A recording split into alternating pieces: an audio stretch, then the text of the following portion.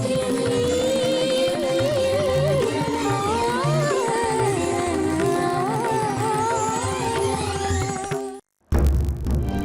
ತಾಯಿ ಕೃಪೆ ನನ್ನ ಮೇಲಿದೆ ಸತ್ಯ. ನಾ ಖಂಡಿತ ಬದುಕ್ತೀನಿ. ನನ್ನನ್ನು ನರಳಿಸ್ತೀನಿ ಸತ್ಯ. ತುಂಬಾ ನೋವಾಗುತ್ತೆ. ನನ್ನನ್ನು ನರಳಿಸ್ಬೇಡಿ. ಸೈನ್ ಹಾಕ್ಬಿಡಿ.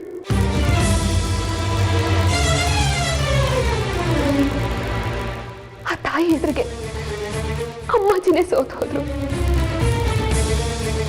ನಮ್ಮ ಮಗು ನಮ್ಮಿಬ್ಬರನ್ನು ಬೇರೆ ಮಾಡುತ್ತಾ? ಸೈನ್ ಹಾಕಿ ಸತ್ಯ.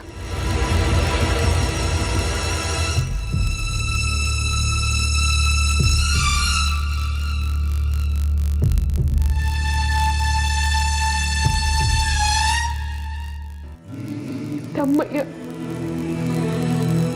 ಅಪ್ಪ ಇಲ್ಲೇ ಇದ್ದಾರೆ. ನಾನು ನರಳೋದನ್ನ ನೋಡಿದ್ರೆ ಅವ್ರಿಗೆ ಹಿಂಸೆ ಆಗಲ್ವಾ ಸತ್ಯ? ಸೈನ್ ಹಾಕಿ.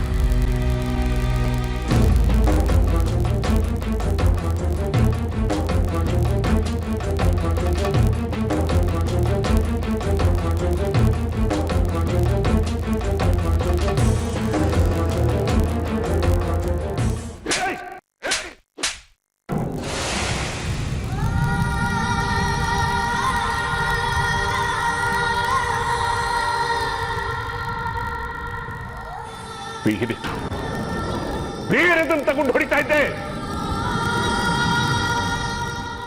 ಯಾಕೆ ಹೊಡಿಲಿಲ್ಲ ಗೊತ್ತಾ? ಇಷ್ಟು ದಿನ ಸಾವಿತ್ರಿಗೆ ನೆರಳಾಗಿದ್ದೆ ಅನ್ನೋ ಒಂದೇ ಒಂದು ಕಾರಣಕ್ಕೆ ನಿನಗೆ ಚಪ್ಪಲಿ ತಗೊಂಡು ಹೊಡಿತಾ ಇಲ್ಲ. ಯಾಕೆ ಸೈನ್ ಮಾಡಿದೆ? ಹೆರಿಗೆ ಆಗ್ಲಿ ಅಂತ ಯಾಕೆ ಸೈನ್ ಮಾಡಿದೆ ನೀನು? ಯಾಕೆ ಸಾವಿತ್ರಿನ ಸಾವಿನ ಬಾಗ್ಲಲ್ಲಿ ನಿಲ್ಲಿಸ್ದೆ? ಹೆತ್ತವ್ರು ಬದುಕಿರುವಾಗಲೇ ಮಕ್ಕಳು ಹೊರಟೋಗ್ಬಿಟ್ರೆ ಹೆತ್ತವ್ರಿಗೆ ಎಷ್ಟು ಸಂಕಟ ಆಗುತ್ತೆ ಗೊತ್ತಾ? ಗೊತ್ತಾ ನಿನಗೆ? ಈ ವಯಸ್ಸಿನಲ್ಲಿ ಸಾವಿತ್ರಿ ಸಾವು ಬದುಕಿನ ಮಧ್ಯೆ ಹೋರಾಡೋದನ್ನ ನಾನು ನೋಡ್ಬೇಕಾಗಿತ್ತ? ಬೇಕಾಗಿತ್ತ ನನಗೆ? ನನ್ನ ಪ್ರಾಣ ನಾನು ಕಳ್ಕೊಂತೇನೆ ಅಮ್ಮವ್ವ. ತಾಯಿ ಸಾವಿತ್ರಿನ ಉಳಿಸ್ತಾಳೆ. ಸಾವಿತ್ರಿ ಯಾರಿಗೂ ಕೆಟ್ಟದ್ದು ಮಾಡಿಲ್ಲ, ಅವಳಿಗೆ ಕೆಟ್ಟದ್ದು ಆಗೋದು ಇಲ್ಲ.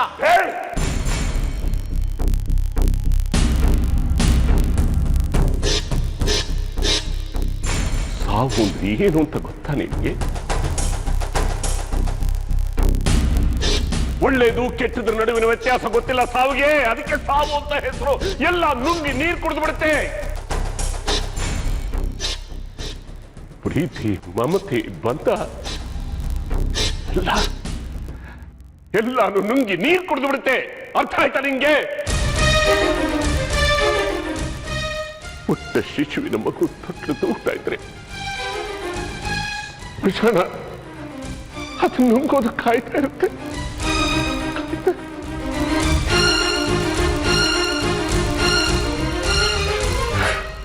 ನಿಮ್ ನೋವು ನನಗೆ ಅರ್ಥ ಆಗುತ್ತೆ. ಸಾವಿತ್ರಿ ಒಳ್ಳೆಯವರು, ಒಳ್ಳೆಯವರಿಗೆ ಯಾವತ್ತು ಕೆಟ್ಟದಾಗಲ್ಲ ಮಾವಯ್ಯ.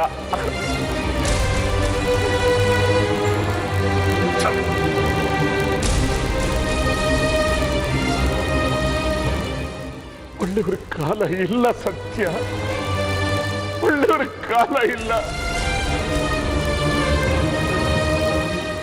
ಒಬ್ಬ ಮಗಳನ್ನ ಕಳ್ಕೊಂಡು ಅವಳ ನೆನಪಿನಲ್ಲಿ ಸಾವಿತ್ರಿ ಬದುಕಿದಾಳಲ್ಲ ಬಿಡು ಅನ್ನೋ ಭರವಸೆನಲ್ಲಿ ಆಕಾಶ ನೋಡ್ತಾ ದಿನಗಳನ್ನು ತಳ್ತಾ ಇದ್ದೆ.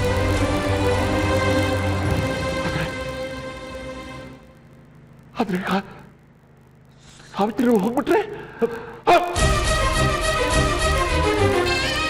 ಗುಂಡಿ ತೋಡೋದಕ್ಕೂ ಯಾರು ಇಲ್ಲ ಸತ್ಯ. ನಮ್ ಗುಂಡಿ ನಾವೇ ತೋಡ್ಕೊಂಡದ್ರಲ್ಲಿ ನಾವೇ ಮಲ್ಕೋಬೇಕು ಸತ್ಯ.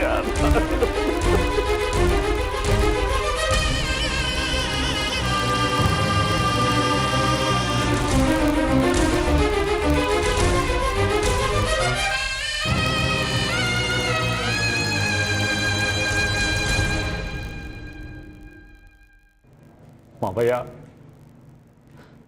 ಅರ್ಥ ಆಗುತ್ತೆ. ನಿಮಗೆ ಹೇಗೆ ಸಮಾಧಾನ ಮಾಡಬೇಕು ಅಂತ ನನಗೆ ಗೊತ್ತಾಗ್ತಿಲ್ಲ. ನಿಮ್ ಕಣ್ಣಿಗೆ ನಾನು ಈಗ ತಪ್ಪಿತಸ್ಥ, ಯಮನ್ ದೂತ, ಹೆಣದ ಗಾಡಿ ಡ್ರೈವರು. ಆದ್ರೆ ನನ್ನ ಸಾವಿತ್ರಿ ದೃಷ್ಟಿಲಿ ಅವಳ ಆಸೆನ ಈಡೇರಿಸಿ ತಕ್ಕ ಕಂಡ. ಹತ್ಲು, ನಕ್ಲು, ಕೈ ಮುಗಿದು ಬೇಡ್ಕೊಂಡ್ಲು, ನೀವೇ ನನ್ನ ಪ್ರಾಣ ಅಂದ್ಲು. 7 ಜನ್ಮಕ್ಕೂ ನಾನೇ ಗಂಡನಾಗಿ ಬರ್ಬೇಕು ಅಂತ ಕೇಳ್ಕೊಂಡ್ಲು ಮಾವಯ್ಯ. ಸಾಕು ಮಾವಯ್ಯ.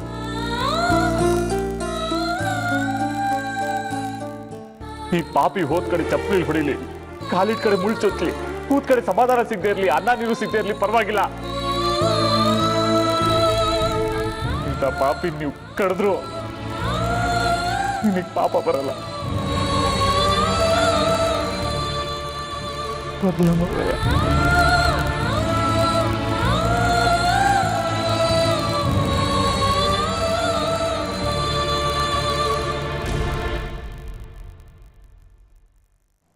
ಸಾವಿತ್ರಿ ಇಲ್ದೆ ನನಗೆ ಜೀವನನೇ ಇಲ್ಲ ಮಾವಯ್ಯ. ಅವಳಿದ್ರೇನೆ ಈ ಜೀವ, ಇಲ್ದಿದ್ರೆ ನನ್ನ ಬಾಳು ಹರಿದೋದ್ ಚಪ್ಪಲಿ. ಅವಳು ಒಳ್ಳೆತನಕ್ಕೆ ತಲೆಬಾಗಿ ಆ ದೇವ್ರ ನಂಬಿ ರೇಖೆಗೆ ಯಾವ ಅಭ್ಯಂತರನೂ ಇಲ್ಲ ಅಂತ ಸೈನ್ ಹಾಕಿದ್ದೀನಿ. ಬೇರೆ ದಾರಿನೇ ಇರಲಿಲ್ಲ. ಅವಳು ಒಳ್ಳೆತನಕ್ಕೆ ತಲೆ ಬಾಗ್ಲೇಬೇಕಾಯ್ತು.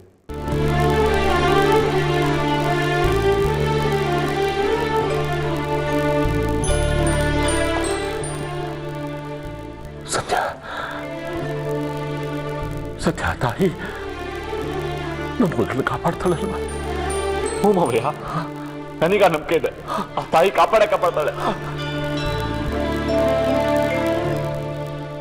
ಈ ಅಪ್ಪನ್ ಬಿಟ್ಟು ಸಾವಿತ್ರಿ ಎಲ್ಲೂ ಹೋಗೋಲ್ಲ ಅಲ್ವಾ?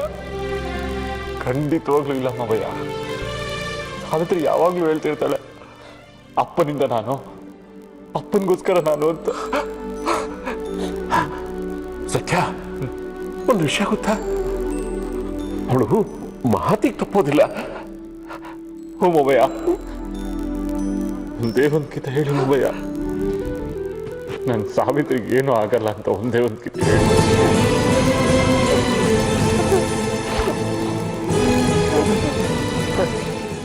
ಇಲ್ಲ ಸತ್ಯ, ನನ್ನ ಸಾವಿತ್ರಿಗೆ ಏನೂ ಆಗೋದಿಲ್ಲ, ಏನೂ ಆಗೋದಿಲ್ಲ. ಮಾವಯ್ಯ, ದೇವಸ್ಥಾನದ ಗಂಟೆ ಬೆಳೀತು. ತಾಯಿ ಕಾಪಾಡ್ತಾಳೆ ಮಾವಯ್ಯ, ಕಾಪಾಡ್ತಾಳೆ.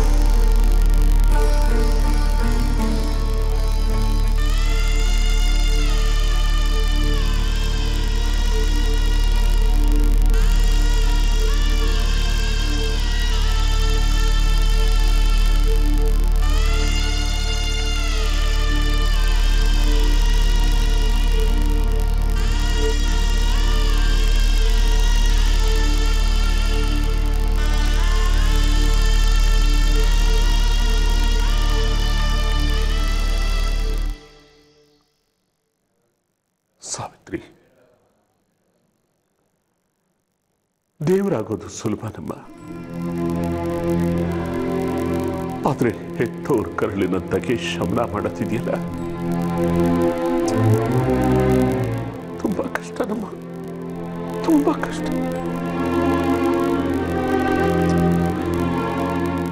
ಹೆತ್ತವ್ರ ಎದುರಿಗೆ ಮಕ್ಕಳು ಹೋಗ್ಬಾರ್ದಮ್ಮ. ಅದೇ ಮಕ್ಕಳ ಎದುರುಗಡೆ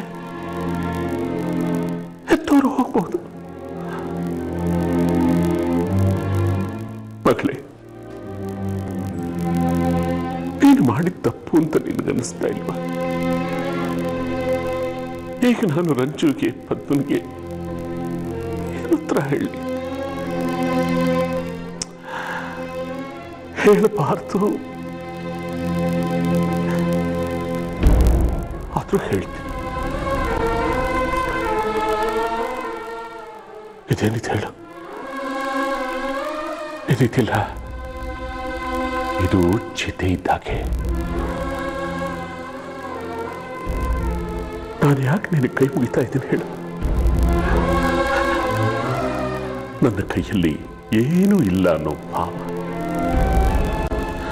ಅದೇ ಎರಡೂ ಕೈ ಬೇರೆ ಮಾಡಿದ್ರೆ ಅಂತ್ಯ ಸಂಸ್ಕಾರಕ್ಕೆ ಉಪಯೋಗಿಸೋ ಚಿತೆ ನನ್ನ ಕೈಯಲ್ಲಿದೆ ಅನ್ಸುತ್ತೆ.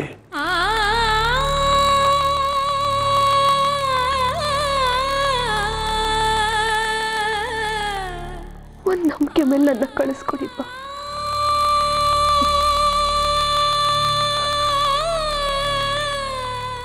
ಮಗಳು ಚೆನ್ನಾಗಿ ಓದಿ ಸಂಜೆ ಸುರಕ್ಷಿತವಾಗಿ ಮನೆಗೆ ಬರ್ತಾಳೆ ಅಂತ ಅಮ್ಮಂದ್ರು ಮಗಳನ್ನ ಶಾಲೆಗೆ ಕಳಿಸ್ಕೊಡ್ತಾರಲ್ಲ, ಹಾಗೆ ನನ್ನನ್ನು ಕಳಿಸ್ಕೊಡಿಪ್ಪ.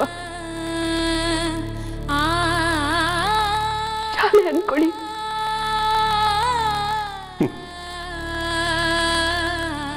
ನನ್ನ ಷಷ್ಠಿ ಪೂರ್ತಿ ಶಾಂತಿನ ನೀನೇ ಮಾಡ್ತೀಯ ಅನ್ಕೊಂಡೆ. ಇವತ್ತು ನನ್ನ ಷಷ್ಠಿ ಪೂರ್ತಿ ಆಗ್ಲೇ ಇಲ್ವಲ್ಲ. ಹಾಗಂತ ನತದೃಷ್ಟ ಮನುಷ್ಯ ಅನ್ಕೊಳ್ಳೋದಕ್ಕಾಗುತ್ತಾ? ಮನುಷ್ಯ ನೆನೆಸಿದ್ದೆಲ್ಲ ನಡೆಯೋದಿಲ್ವಲ್ಲಮ್ಮ.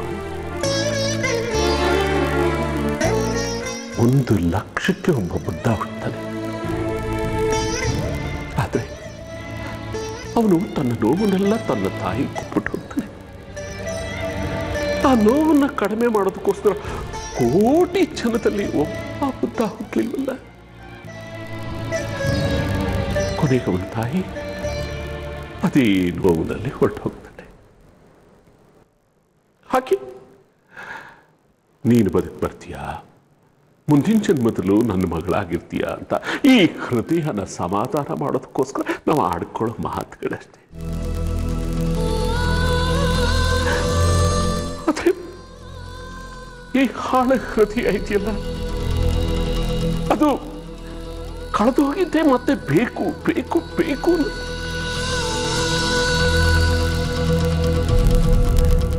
ಎಲ್ಲ ಎಲ್ಲ ಮುಗಿದೋಯ್ತು ಸರ್. ಈ ಮನಸ್ಸು ಸ್ಮಶಾನ ಆಗ್ಬಿಟ್ಟಿದೆ. ನಾನಿನ್ನೂ ಸತ್ತಿಲ್ಲಪ್ಪ, ನಂಗೇನೂ ಆಗಲ್ಲ. ಆ ತಾಯಿ ಕಾಯ್ತಾಳೆ. ಆದ್ರೆ ನಾನು ಸತ್ತೋಗಿದ್ದೀನಿ.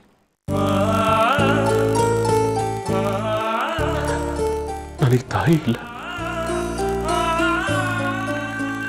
ನಿನ್ನಲ್ಲಿ ನಾನು ನನ್ನ ತಾಯಿನ ಕಂಡೆ.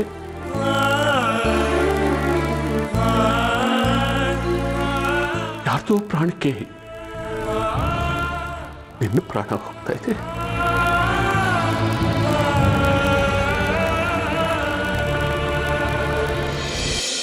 ಮುಂದೆ ಸಾವಿತ್ರಿ ಜೀವನ, ನಮ್ಮೆಲ್ಲರೂ ಜೀವನನ, ಸಾವಿತ್ರಿ ನಿರ್ಧಾರನ ನಿನ್ನ ಪಾದದ ಹತ್ರ ಇಟ್ಟಿವ್ನಿ. ದಯವಿಟ್ಟು ಸಾವಿತ್ರಿನ ಉಳಿಸ್ಕೊಡು.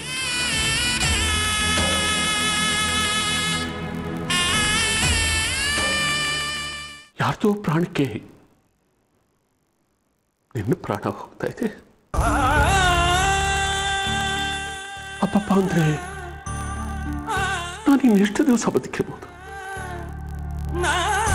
1 ವರ್ಷ, 2 ವರ್ಷ, 5 ವರ್ಷ, 10 ವರ್ಷ.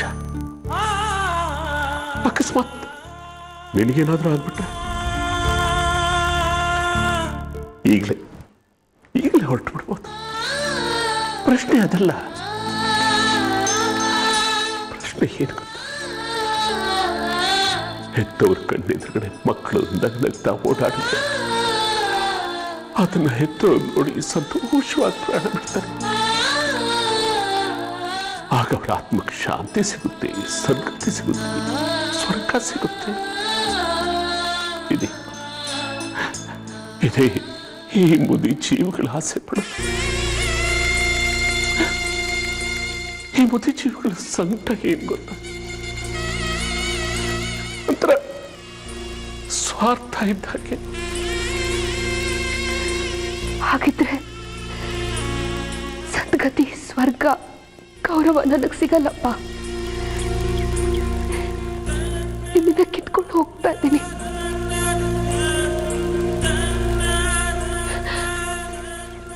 ತಪ್ಪೆಲ್ಲ ನಿಮ್ದೆ. ತುಂಬಾ ಒಳ್ಳೆತನ ನಮ್ಮ ಮೈಗೂಡಿಸ್ಕೊಟ್ಬಿಟ್ರಿ.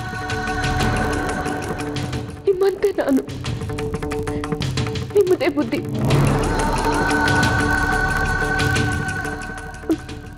ನಾನು ಹೊಗಳ್ಕೋತಿಲ್ಲಪ್ಪ. ನಿಮ್ಮಂತ ಅಪ್ಪ ಯಾರಿಗೂ ಸಿಗಲ್ಲ. ಅಪ್ಪ, ನನ್ನ ಕಣ್ಣಿಗೊಂದು ಮುದ್ದು ಕೊಡ್ತೀರಾ? ನಿದ್ದೆ ಮಾಡಬೇಕು ಅನ್ನಿಸ್ತಿದೆ. ಯಾವ ಥರ ನಿದ್ದೆಯನ್ನು ಬಯಸ್ತೀಯಮ್ಮ? 2 ಥರ ನಿದ್ದೆ ಇದೆ. ಎದ್ದು ಉಲ್ಲಾಸದಿಂದಿರೋ ಒಂದು ನಿದ್ದೆ, ಇನ್ನೊಂದು ಶಾಶ್ವತವಾದ ನಿದ್ದೆ. ಸಾವಿತ್ರಿನ ಕಾಯ್ತೀಯ ಅನ್ಕೊಂಡಿದ್ದೀನಿ. ದಯವಿಟ್ಟು ಅವಳನ್ನ ಕೊಲ್ಬೇಡ. ನಿನ್ನ ಮಡ್ಲಲ್ಲಿ ಹಾಕಿದ್ದೀನಿ ಅವಳನ್ನ. ದಯವಿಟ್ಟು ಸಾವಿತ್ರಿನ ಉಳಿಸ್ಕೊಡು.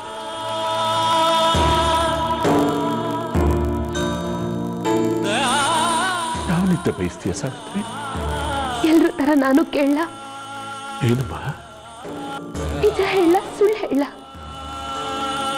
ಸಂತೋಷ ಕೊಡೋ ಸುಳ್ಳನ್ನೇ ಹೇಳಮ್ಮ. ಕಟುವಾದ ಸತ್ಯ ಬೇಡ. ನಾನು ನಿಮ್ಮನ್ನು ಬಿಟ್ಟು ಹೋಗ್ತಿದ್ದೀನಿ. ಇನ್ಯಾವತ್ತೂ ನಾನು ನಿಮ್ಮ ಕೈಗೆ ಸಿಗಲ್ಲಪ್ಪ. ಸಾವಿತ್ರಿಗೆ ಅವರಪ್ಪ ಸುಳ್ಳು ಹೇಳೋದನ್ನೇ ಕಲಿಸಿಲ್ಲ. ಸತ್ಯವಾದ ಮಾತನ್ನೇ ಹೇಳ್ತೀನಿ. ಬಿಲ್ ಮೇಲೆ ಕೂತ್ ಬಾಣ ಚಿಮ್ಮಿ ಮಾಯವಾಗಲೇಬೇಕು.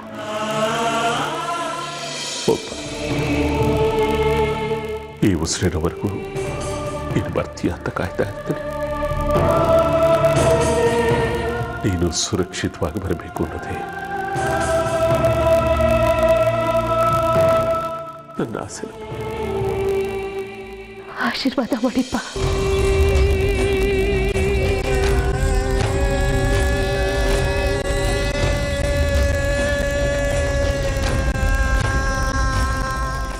ಸೂತ್ಕ ಶುರುವಾಗಿದೆಯಮ್ಮ. ಆಶೀರ್ವಾದ ಮಾಡೋ ಹಾಗಿಲ್ಲ.